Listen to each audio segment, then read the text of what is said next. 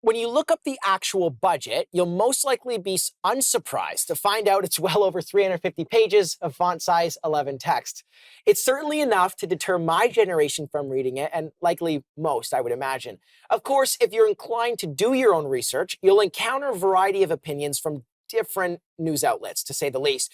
I'm curious though, guys, what are some of the major initiatives we see, just to start, in an annual federal budget? Let's go around. Matt, what do you typically see? What do they include in an annual budget? The one thing that I saw was about the terms about housing. Okay. Like that was very, very interesting to me, and just given the whole new stance that your rent is now going to affect and have an impact on what you could qualify for a mortgage now, I think is definitely very, very interesting. You saw that, you found it interesting. Yeah. So you picked something up. That's good. Yeah. Paige, what else do you see in an annual budget? Well, I don't often read them, but this one I was really interested when it said that they were going to be investing in like AI, like Canadian AI. That is true. That was an interesting note. Which I think is important whether you agree with AI or not. Anthony, what else? What other common things do we see? Riff a couple off.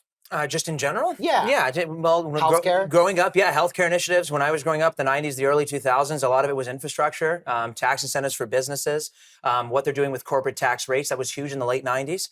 How the government is working towards a balanced budget, offsetting costs, downloading things to provinces.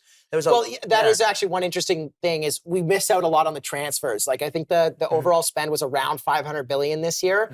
And a lot of that, I don't know the exact number, but a lot of it is transfers to provinces. Something that is kind of undisputed. It can be a little bit, but not a lot. So how do we differentiate? Because this page is what we were talking about, between what's good and what's bad in the budget. Because the budget's, of course, written by the Liberal federal government, so it's going to be in their eyes. How do we know what's good or bad? Anthony, what do you think? It all depends on what your priorities are. That's it. That's what it always boils down to. If your entire mission is the budget has to be balanced, you have not been happy in this country for 15 years. So there's unhappy people all over the place because it's not just this government. I've seen a lot of unbalanced budgets. I've also seen surplus budgets. I can't even balance my So imagine the federal government trying to do that. It's all about what your priorities are. And in this budget, it's housing. $15 billion. A lot of it is very good. I will praise the federal government on what they've done with housing. Okay. They're making a lot of the initiatives that's needed. So one thing that we did see, the National Post came out with a very interesting article. They basically graded the budget. Now, they graded it with certain criteria. So it was spending restraint, new versus old spending. So one of the things I find challenging with the budget is you look at the budget and you'll be like, oh, well, a lot of these programs are maybe already in place and a lot of them are new. It's hard to differentiate between the new versus old. The other thing, too, was just tackling economic strain. So what can we do about economics in general and sustainability challenges? Do you think that these are the kinds of criteria we should be looking at? Or should we just pick out one thing that we really hold as our priority and say that's what we measure the whole benefit of the budget on?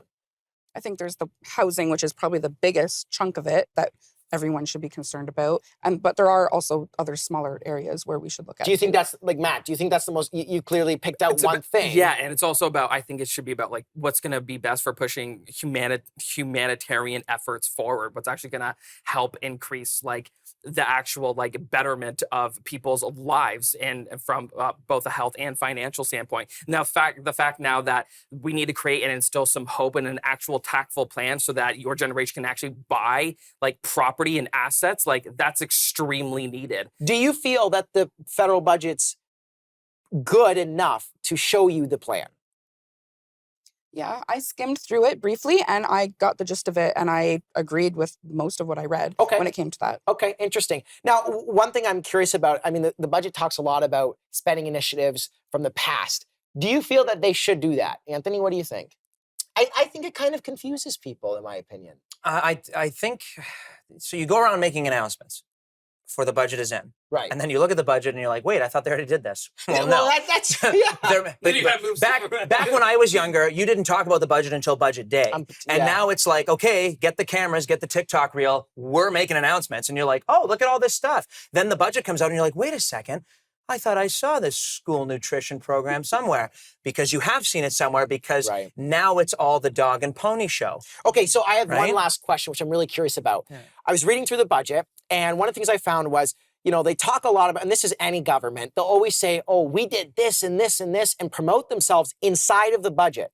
Should the budget And would the budget be better off just being the numbers? And this is what we're attempting to do. Yeah, like don't Forget the advertise bias. yourself. Like it's not So a you think ploy they to should make completely people take that vote out? for you again. Like, yeah, take it out. Matt? Okay. That's tough. I would We say and for the sake of the numbers and doing it, then yes, I would say Okay, it's all I got to about cut you off, Yes. though. When we come back, is Canada investing into the future? Let's see.